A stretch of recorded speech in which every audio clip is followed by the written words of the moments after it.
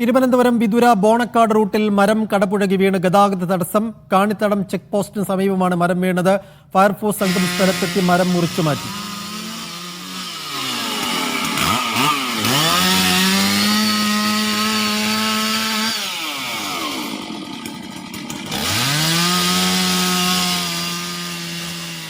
മുഹമ്മദ് ആഷിഖ് വിവരങ്ങൾ നൽകും. ആഷിഖ്, വലിയ ശക്തമായ കാറ്റ് ആ ഭാഗങ്ങളിൽ വീശിയിരുന്നു. അതിന്റെ ഭാഗമായിട്ടാണ് മരം വീണത്. ഗതാഗത തടസ്സം നീക്കാനായിട്ടുണ്ടോ ഇപ്പോൾ?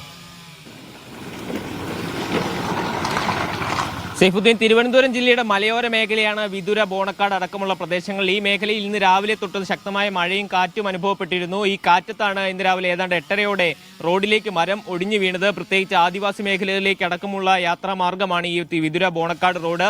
ഇവിടെ ഏതാണ്ട് 1 മണിക്കൂറോളം നേരം ഈ മരം വീണ് കിടക്കുകയും ഗതാഗതം തടസ്സപ്പെടുകയും ചെയ്തു. KSRTC ബസ് അടക്കം 1 മണിക്കൂറോളം നേരം പിടിച്ചിടേണ്ട ഒരു സാഹചര്യം ഉണ്ടായി. ഏതായാലും ഫയർഫോഴ്സ് എത്തി നിലവിൽ മരം മുറിച്ച് മാറ്റിയിട്ടുണ്ട്. ശക്തമായ മഴ നിലനിൽക്കുന്നതിനാൽ മരം മറിഞ്ഞു വീഴാനുള്ള സാഹചര്യം ഈ പ്രദേശങ്ങളിൽ കൂടുതലാണ്.